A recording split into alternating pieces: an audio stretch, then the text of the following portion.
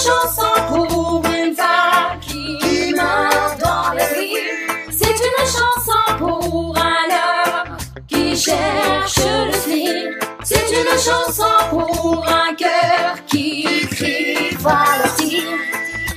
حبك ساكن في قلبي وقلبي عليك حزين والروح عليك تغني والدمعة تملى العين. حبك ساكن في قلبي وقلبي عليك حزين والروح عليك تغني والدمعة تملى العين.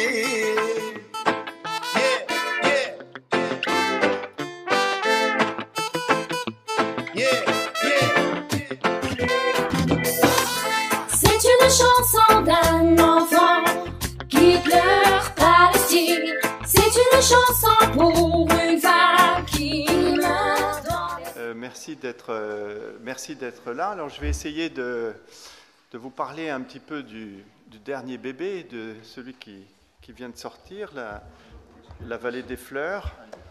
La Vallée des Fleurs, Marjel Zour. La traduction, pour ceux qui sont arabisants, savent qu'elle n'est pas tout à fait exacte. Marjel Zour, ça veut dire le champ des fleurs, le champ fleuri. Mais j'ai trouvé que la Vallée des Fleurs, ça sonnait un petit peu mieux en français. Donc, pardonnez-moi cette traduction approximative. Alors, ce dernier petit bouquin, c'est un bouquin qui s'inscrit dans une espèce de suite, de construction. Je suis quelqu'un de très ignorant. J'ai commencé à découvrir la question palestinienne à un âge déjà avancé, comme beaucoup de gens dans notre pays. Et depuis une douzaine d'années, maintenant que je travaille à Gaza, j'ai essayé d'écrire un petit peu tout ce que j'apprenais. Et puis aussi, comme pédagogue, j'aime bien transmettre, expliquer, convaincre. Et donc, au fur et à mesure, je me suis attaqué à des petits projets à ma mesure, qui est celle ni d'un écrivain, ni d'un historien, ni d'un journaliste. Et j'ai pensé au début, pour s'immiscer un petit peu dans la vie des Palestiniens, connaître au fond qui ils étaient, leur histoire, le mieux c'était d'écrire l'histoire d'un Palestinien. Il y a d'excellents livres d'histoire avec des chronologies, mais ces livres nous racontent des histoires un peu factuelles, et c'est très important de connaître aussi l'histoire des gens qui l'ont vécu, parce qu'on a leur ressenti. Le ressenti, on le voit tous les jours pratiquement à travers les échecs des grandes politiques diplomatiques internationales. Finalement, le ressenti des personnes, ce qu'ils pensent en réalité, on n'en tient pas assez compte. Et donc, c'est pour ça que j'ai écrit la biographie de mon ami Mohamed Rantissi, chirurgien de Gaza, que je connais maintenant depuis 13 ans, qui a passé 3 mois à la maison avant que le Hamas soit déclaré organisation terroriste et qu'on ne puisse plus le recevoir dans la communauté européenne. Mohamed Rantissi a passé 3 mois chez moi et j'étais passionné par l'histoire, le récit qu'il a fait de sa vie, et j'en garde toujours les images au moins d'un certain nombre d'épisodes.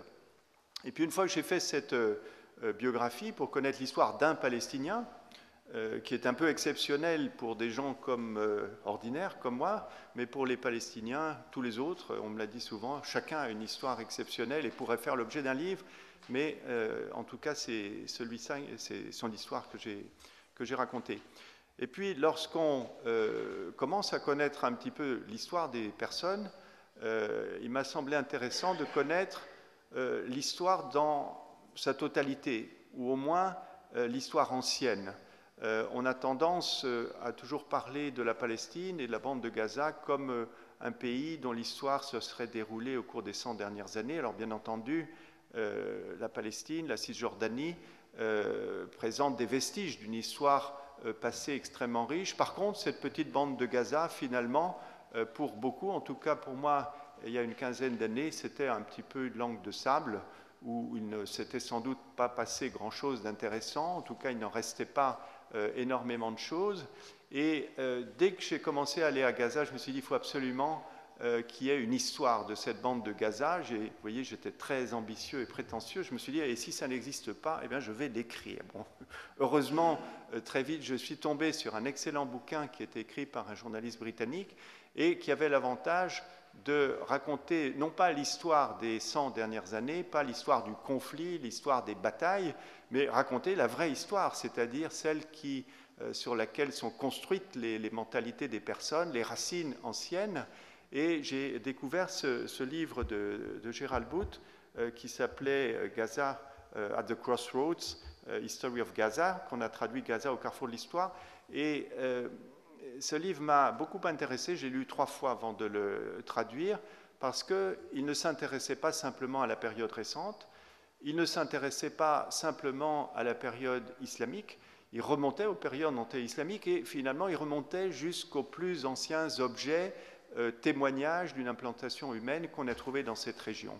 Et donc en 250 pages, on a un survol de cette histoire, et avec un sentiment qui est absolument évident quand on a lu le livre, c'est-à-dire que eh bien, cette bande de Gaza a été en permanence envahie par ses voisins, avec une espèce de flux et de reflux permanent, tandis que les Gazaouis restaient sur place. Et donc finalement, cette histoire dramatique des 100 dernières années, elle s'inscrit tout à fait dans le même type de résistance des Gazaouis aux influences extérieures. On se laisse pénétrer, on se laisse absorber, parce que de toute façon, on n'a aucun moyen d'éviter de le faire.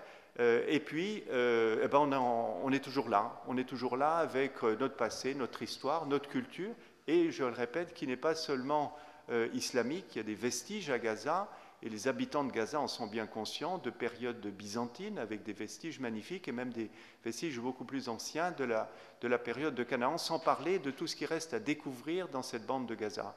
Donc Gaza a une histoire absolument fabuleuse et intéressante, et les habitants aujourd'hui sont le produit de cette histoire.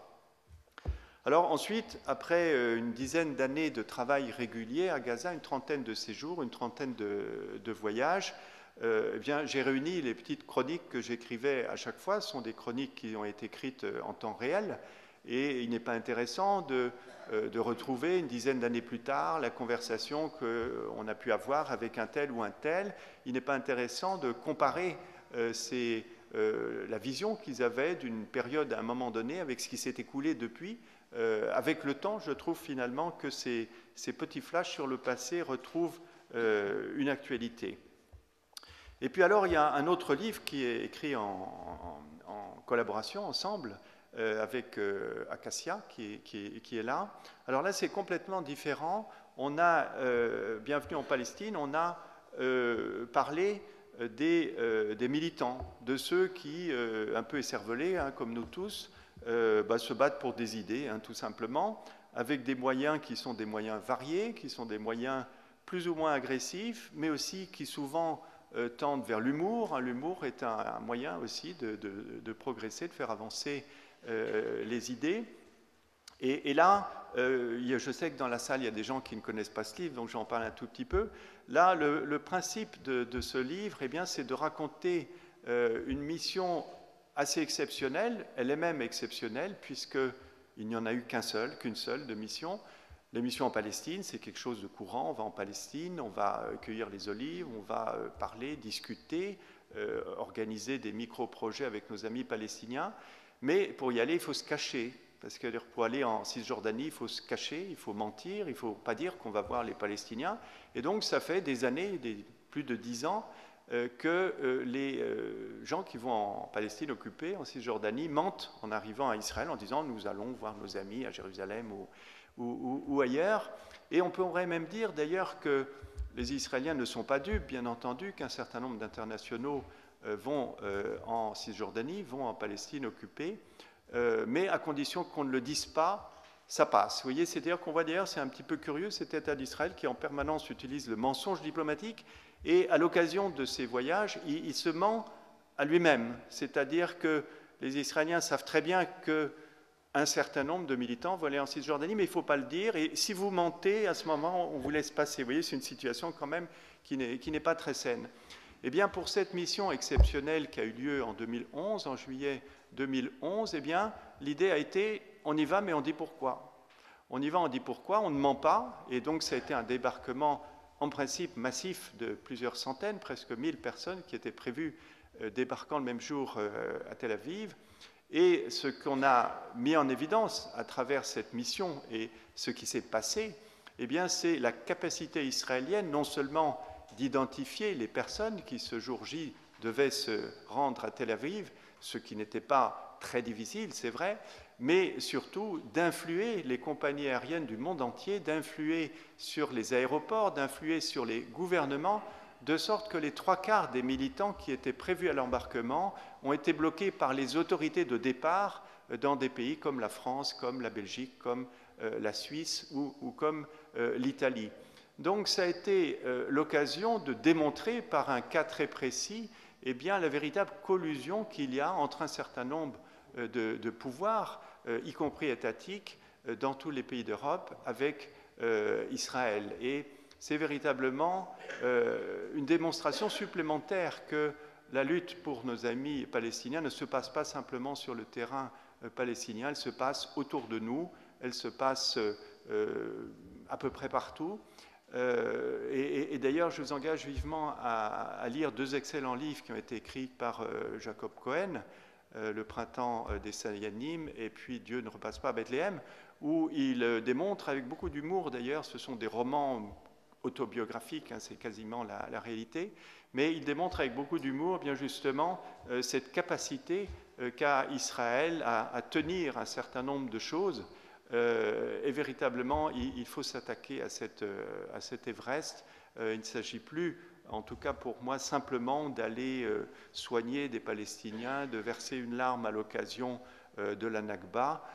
Tout ceci relève un petit peu de l'aide de connivence, c'est-à-dire qu'au fond, on accepte d'une certaine façon ce qui se passe et on essaye de panser les plaies. Non, il ne s'agit plus de panser les plaies, il s'agit d'attaquer le problème là où il est et de dire la réalité des choses. Et de ce point de vue-là, j'ai l'impression qu'il y a un petit changement en ce moment dans la manière dont on parle de ce conflit.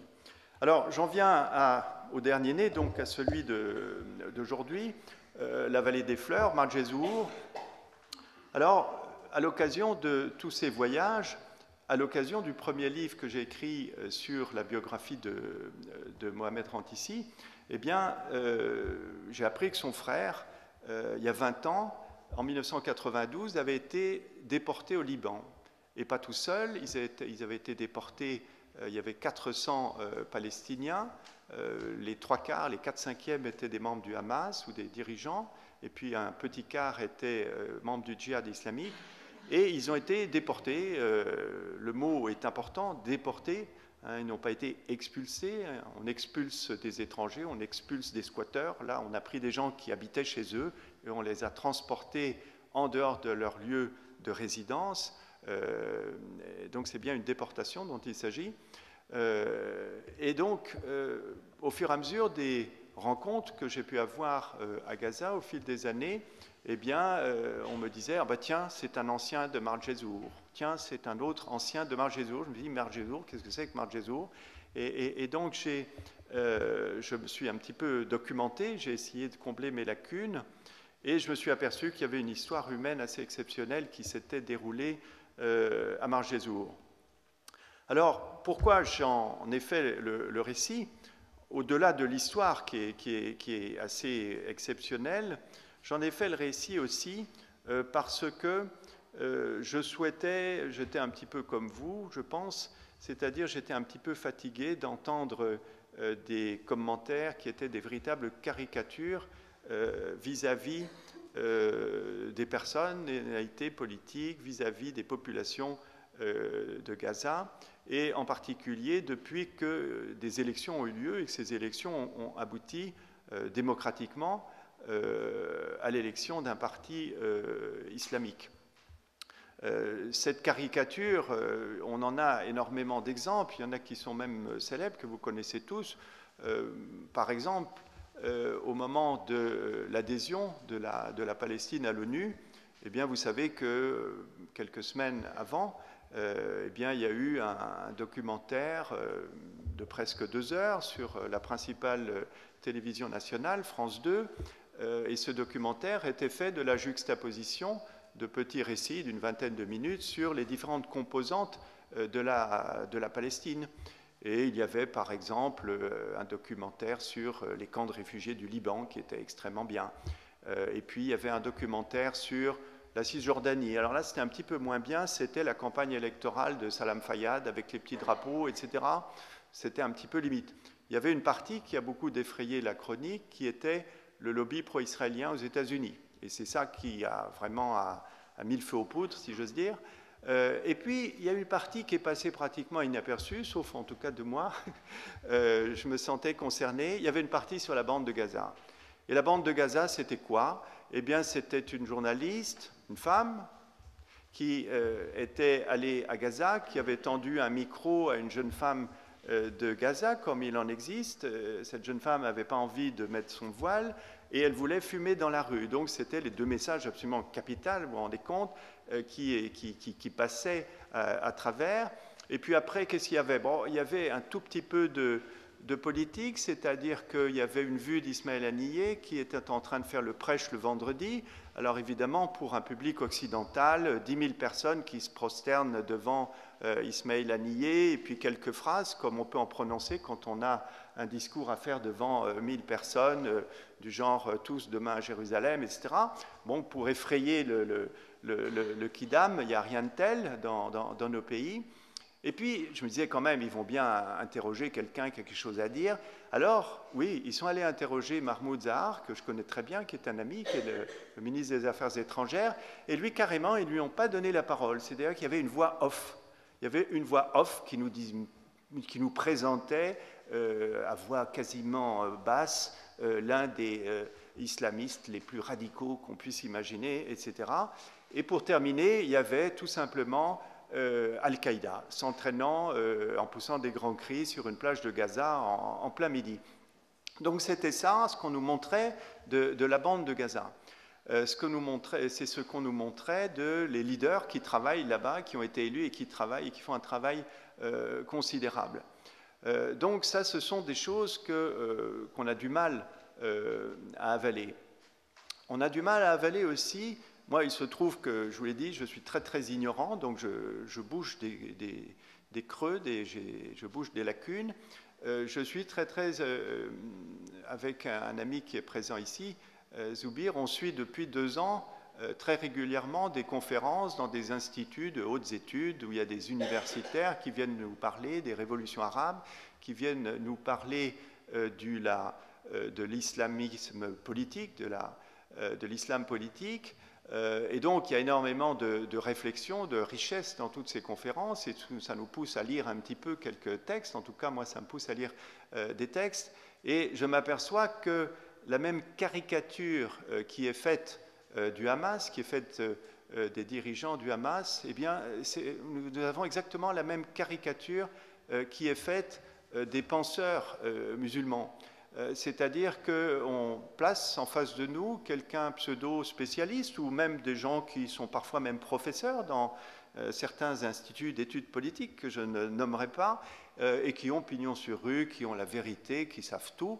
Et puis quand on lit dans les textes, quand on lit les historiens qui ont travaillé, quand on lit les textes originaux, on s'aperçoit que c'est beaucoup plus compliqué que ça, et que sur tel ou tel auteur, eh bien, l'interprétation qui nous a été livrée au cours d'une émission extrêmement courte ou dans un article de 15 lignes, eh bien, prête véritablement à discussion. Et je citerai par exemple 2 exemples, parce que c'est des exemples qu'on retrouve dans le livre. Les gens qui ont été exilés à Marjezour, ils ont parlé, je vous expliquerai un petit peu comment j'ai recueilli leurs témoignages, et eh bien, ils citent certains auteurs, ils citent certains historiens, ils citent certains grands savants musulmans dont ils puisent, auprès desquels ils puisent l'inspiration. Donc c'est intéressant de lire ces textes plutôt que de lire les commentaires qu'on peut en faire. Ces commentaires, sans même être de parti pris, eh bien, ils sont extrêmement variables et j'en ai pris un ou 2. Vous le verrez, à Marjezour, il y avait 17 professeurs d'université, 65 étudiants. Donc l'une des premières initiatives absolument invraisemblables qu'ils ont prises à 1000 mètres dans la neige, l'hiver, le froid, etc., c'était de créer une université. Vous voyez, bon, On s'est assis sur des cailloux, on a commencé à faire des cours. Et cette université, ils l'ont appelée Université Ibn Taymiyya. Alors, je veux dire, je ne connaissais pas Ibn Taymiyya avant. Et la première personne à laquelle j'en ai parlé, d'ailleurs, qui est ici dans cette salle ce soir, qui me pardonnera cette petite pique, m'a dit « Ah oui, Ibn Taymiyya, c'était un gars assez conservateur qui avait dit qu'on ne pouvait pas confier la garde des frontières d'un empire musulman à des alaouites, qu'il fallait tous les tuer. » Alors, c'était ma première information sur Ibn Taymiyya. Je ne vous cache pas, bien entendu, que c'était une plaisanterie qu'avait fait mon ami. Et Ibn Taymiyya, si l'on regarde dans la littérature, eh bien, et jusqu'aujourd'hui, il est très souvent considéré par celui qui commente sur Ibn Taymiyya comme quelqu'un qui a toujours été un apôtre de la violence la plus extrême, et ce n'est pas étonnant que les terroristes islamiques s'inspirent de Ibn Taymiyya, etc. Et en réalité, je vous soumets simplement une première citation de Ibn Taymiyya qui est ici, et puis je vous parlerai un tout petit peu en quelques mots de ce bouquin. Ibn Taymiyya, alors ce n'est pas moi qui l'ai traduit, mais je fais confiance au traducteur, nous dit le prophète autorise de repousser l'oppression par le n'a pas de manière absolue autorisé de repousser l'oppression par le combat, bien au contraire, étant donné que combattre est source de dissension, il a prohibé de repousser l'oppression par ce moyen et ordonné la patience. Donc ça, c'est Ibn Taymiyya. Et dans ce livre qui est assez intéressant, c'est un livre qui a été consacré à l'une des jurisprudences de Ibn Taymiyya, qui est la fatwa de Mardin. Mardin, c'était une ville qui avait été conquise par les Moghols, et la question posée, c'était cette ville qui a des musulmans, qui a été conquise par des non-musulmans, doit-elle rester musulmane? Est-ce que les musulmans ne doivent pas quitter pour rentrer dans la maison de l'islam, Dar el-Islam, quitter Mardin? Et la jurisprudence de Ibn Taymiyya était, eh bien, nous considérons que maison de l'islam, tous les endroits du monde, non pas où les musulmans sont majoritaires, mais où les musulmans peuvent exercer librement leur culte. Donc c'était une vision extraordinairement ouverte et progressiste, qui est celle d'Ibn Taymiyya. Ça, ce sont le texte. Et dans ce livre qui est très intéressant, eh bien, il y a 6 commentateurs qui ont commenté ce texte dans des directions complètement opposées, dont celles qui soutiennent qu'il s'agissait d'un incitateur à la violence et qu'on ne pouvait pas, et que tous ceux qui s'en inspirent étaient forcément de dangereux terroristes et violents. Donc, la première personne qui a été mentionnée plusieurs fois dans les interviews que j'ai faites, c'est Ibn Taymiyya à l'occasion de cette université de Marjezour. Et puis, il y en a une autre qui est mentionnée également, qui est celle de Seyyed Qutb. Alors, Seyyed Qutb, pour ceux qui ne le connaissent pas, eh bien, c'est un frère musulman qui s'est inscrit dans un travail d'écriture absolument considérable. C'est quelqu'un qu'on ne peut pas juger en quelques phrases. Et c'est quelqu'un qui a une histoire personnelle absolument dramatique, puisque après que Nasser se soit appuyé sur les frères musulmans pour prendre le pouvoir en 1952, eh bien, moins d'un an après, il a tourné kazakh et une répression terrible s'est appuyée sur les frères musulmans. Des dizaines de milliers ont été expulsés, des milliers ont été emprisonnés, des centaines sont morts sous la torture en prison. Et ce pauvre Seyyed Qutb, qui était un grand intellectuel, qui avait soutenu au début la révolution de Nasser, la prise du pouvoir par Nasser, s'est rendu compte de la fuite dictatoriale très rapide et s'est opposé. Et il s'est opposé, c'était un grand intellectuel, il n'a jamais tué personne, il n'a fait qu'écrire des livres, et finalement, après des années d'incarcération et de torture épouvantable, il a été pendu. Donc ça, ce sont des choses qu'il faut avoir à l'esprit quand on lit Seyyed Qutb. Et bien entendu, Seyyed Qutb est quelqu'un qui s'est inscrit dans une lignée de combat. Il était dans une situation de combat, de combattre. On le combattait lui-même tous les jours.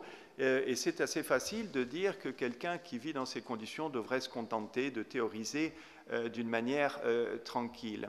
Donc Seyyed Qutb, c'est quelqu'un qui est effectivement vénéré, qui est une référence pour les gens du Hamas, pour mes amis, qui est une référence, mais qui doit être étudiée dans sa totalité, dans son contexte historique et dans également celui de sa disparition finale.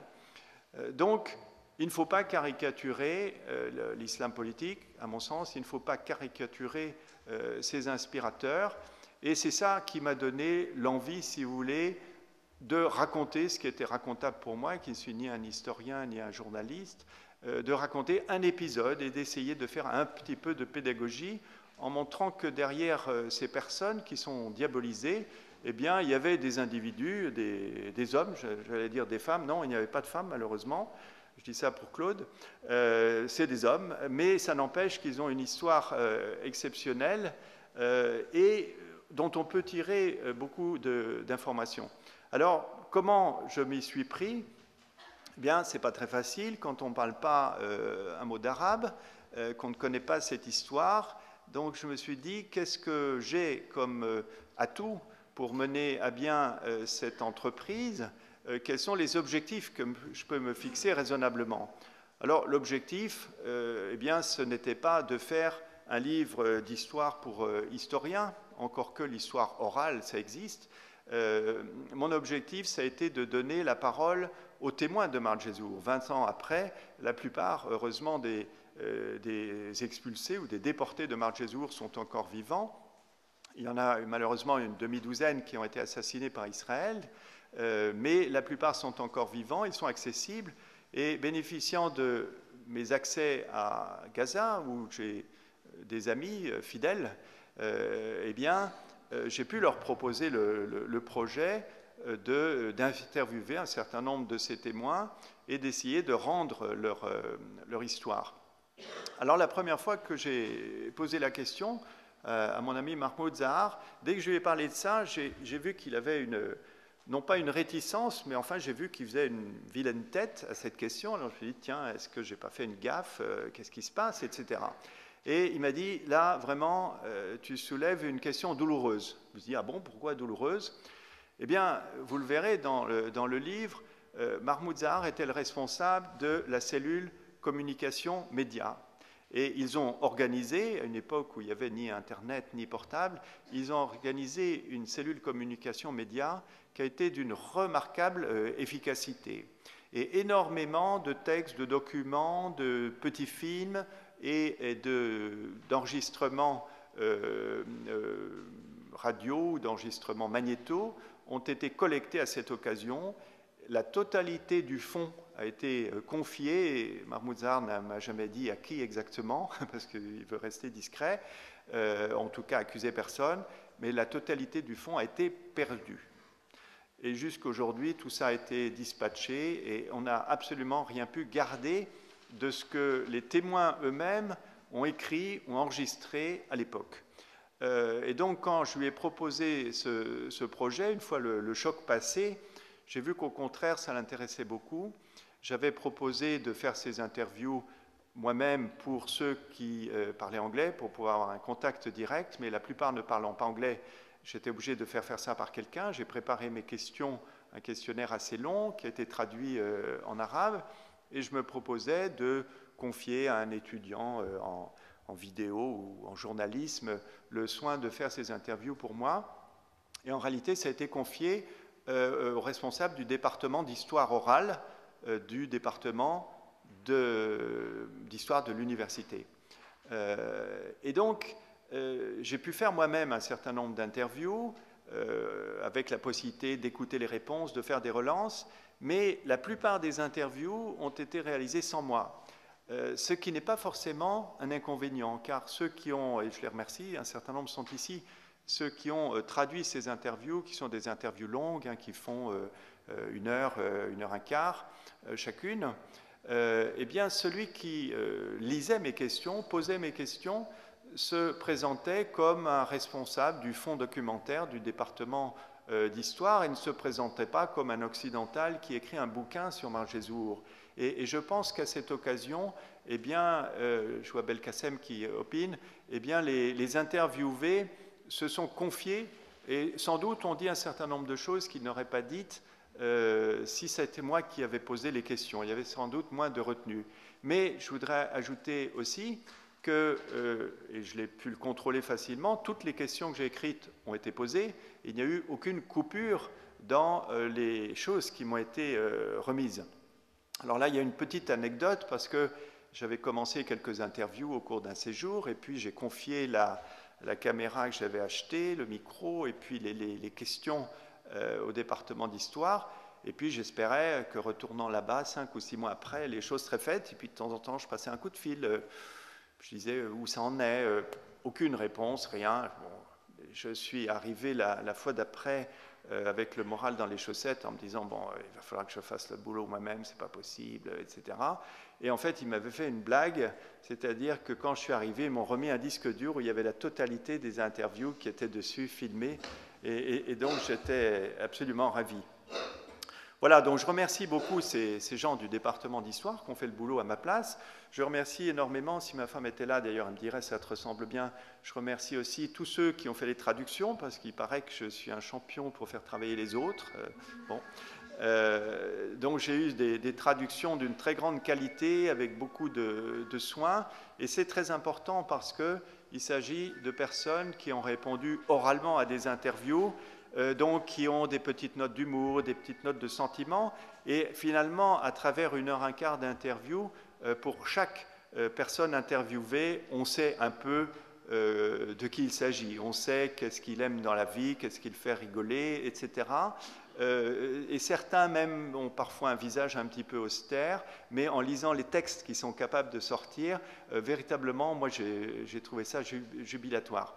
Alors j'ai essayé de le retranscrire dans ce livre, vous verrez, c'est essentiellement, j'ai réécrit un petit peu certaines choses, mais je leur ai véritablement laissé la parole avec le risque, bien entendu, de l'absence de critique. En fait, c'est le récit de ce qui s'est passé par les gens qui l'ont vécu, que ça soit vrai ou pas vrai, c'est ce qu'ils disent et c'est ce qu'ils ont ressenti. Donc le livre n'a pas d'autre ambition que de parler de ce ressenti.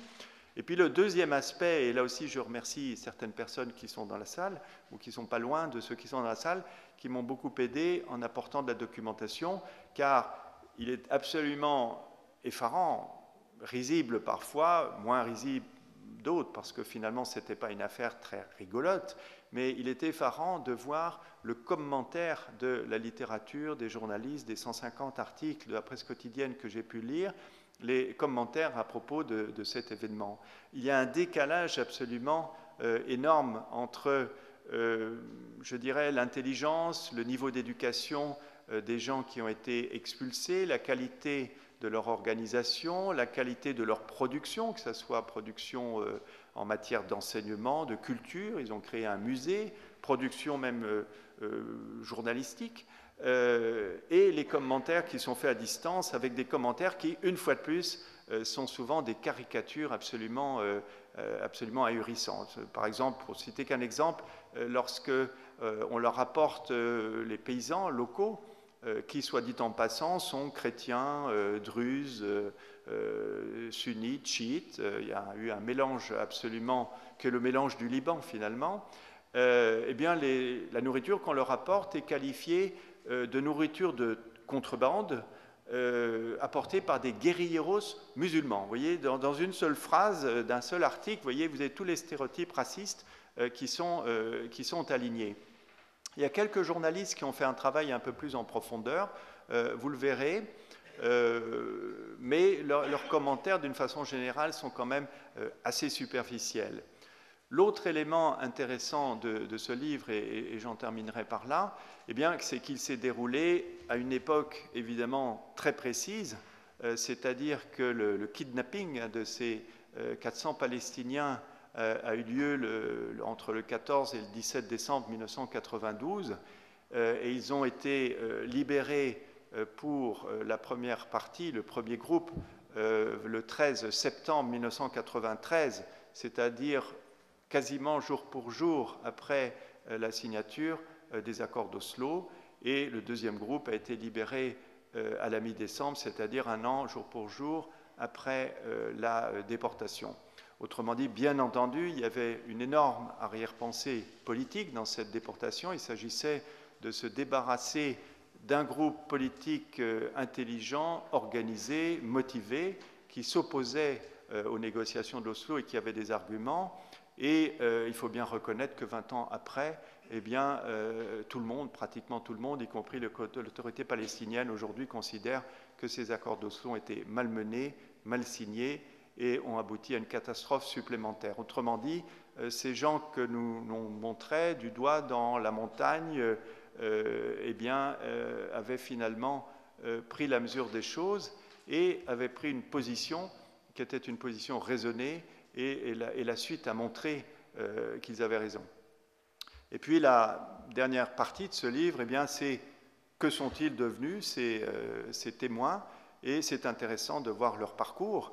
Les Israéliens, si dans une certaine mesure, ils avaient capturé des gens absolument au hasard, hein, on raconte l'histoire d'un membre du Hamas qui achetait des falafels ou des brochettes, je ne sais plus, et le vendeur de falafels ou de brochettes a été embarqué en même temps. Donc il y a une énorme désorganisation, vous le verrez, ça a vraiment prêt à rire dans cette déportation, une désorganisation juridique, diplomatique absolument ahurissante, mais il y avait aussi à l'intérieur de ces 400 déportés de grands intellectuels, et aujourd'hui, eh bien, parmi les déportés de Marj Zohar, vous avez le Premier ministre Ismaël Haniyeh, vous avez Mahmoud Zahar, vous avez d'autres ministres, vous avez des députés, des professeurs d'université, et donc, on peut être, moi j'ai été passionné par le récit qu'ils ont pu me faire, par les discussions qu'ils ont pu avoir, par les réflexions qu'ils se sont faites à l'époque, et également par finalement leur modération. Vous le verrez, je cite des textes qui ont été rédigés dès le retour de la déportation, et vous verrez que finalement ces dirigeants du Hamas, qui aujourd'hui sont des dirigeants, à l'époque ne l'étaient pas, eh bien, on peut varier dans leur attitude politique, on peut varier dans leurs demandes, et sont restés strictement d'une modération exceptionnelle. Modération déjà dans la non-violence, les déportés de Marj Zohar étaient non-violents, il n'y a pas eu d'entraînement au combat, les contacts avec le Hezbollah ont été des contacts purement idéologiques, diplomatiques, politiques, et à la fin de l'épisode de Marj Zohar, vous verrez comment les accords d'Oslo se profilant, eh bien, comment ils envisagent une cohabitation et même une collaboration avec l'autorité palestinienne qui s'apprête à s'installer à Gaza. Et cette volonté de travailler en collaboration, même à titre de minorité, de participer à l'élaboration de l'action sociale, des activités diverses, eh bien, c'est quelque chose qu'on retrouve jusqu'aujourd'hui et qu'on a retrouvé après les élections que le Hamas a gagné. Il y a eu une volonté d'intégrer le Fatah minoritaire, d'intégrer au rang de ministre un certain nombre de personnes. Donc, on voit que finalement, le programme politique de ce Hamas a peu varié. C'est un programme éclectique et qui, en fonction des circonstances, en fonction des élections, eh bien, peut varier. On a un petit peu, me semble-t-il, la démonstration que l'islam politique, eh bien, c'est une politique qui est tout à fait qu'on peut placer soluble, comme on dit, dans la démocratie. Et je voudrais juste, pour terminer, citer juste une citation que j'ai mise juste à la fin du bouquin. Alors, je demande à ceux qui connaissent cette personne de le garder pour eux, car finalement, vous allez voir, c'est assez emblématique. Vous voyez, c'est une longue citation qui est très très bien écrite, je ne vais peut-être pas la lire en entier, mais elle dit ceci. Parmi ces concepts européens qui ont envahi l'univers intellectuel arabe moderne, il s'en trouve deux relatifs au nationalisme et à l'humanisme et qui sont erronés et extrêmement dangereux. La pensée nationaliste pure en Occident a été logique en établissant une séparation entre nationalisme et religion. En effet, la religion a pénétré en Europe de l'extérieur, elle est étrangère à la nature et à l'histoire de ce continent, elle est la quintessence de croyances et d'éthique étrangères, ne fut point révélée dans les langues nationales de l'Europe, n'exprima nullement les besoins de ce milieu et ne se trouva point incorporée à son histoire. Au contraire, l'islam n'est pas pour les Arabes une croyance étrangère ou un système moral abstraits, mais c'est l'expression la plus éclatante de leur comportement sensible dans l'univers et de leur conception de la vie, la manifestation la plus vigoureuse de l'unité de leur personnalité au sein de laquelle ont fusionné le verbe, la sensibilité et l'intellect, la réflexion et l'action, l'âme et le destin. Par-dessus tout, l'islam est l'image la plus extraordinaire de la langue et de la littérature arabe et la plus vaste partie de l'histoire nationale arabe. Il nous est pour cela impossible d'exalter l'un de nos héros éternels en sa qualité d'arabe seulement, en oubliant ou en dépréciant sa qualité de musulman. Notre nationalisme est un corps vivant et homogène, et c'est pourquoi toute tentative visant à disloquer son unité organique ou à l'amputer d'un de ses membres le menace de mort. Donc, je vous donne en mille qui a écrit ce texte, qui le sait? Ah, ça me fait plaisir. Donc, j'aurais appris quelque chose ce soir. Alors, on peut penser que c'est un penseur musulman, hein, quelqu'un qui de grand talent parce qu'il écrit extrêmement bien. Alors, je vous donne un petit indice. C'est écrit en français et ça a été écrit en français par son auteur.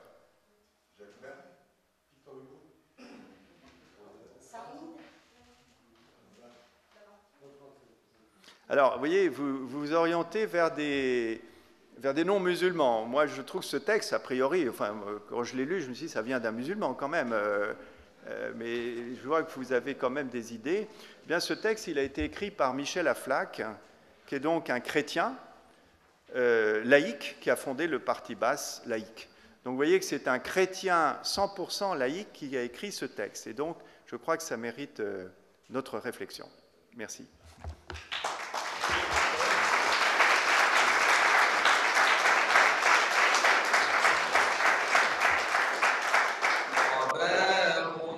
لغير الله لا نعني الجبال غرباء وارتضيناها شعارا للحياة غرباء ولغير الله لا نعني الجبال غرباء وارتضيناها شعارا للحياة إن تسل عنا فإنا لا نبالي بالطغاة نحن جند الله دوما دربنا درب الأباء إن تسل عنا فإنا لا نبالي بالطغاة نحن جند الله دوما دربنا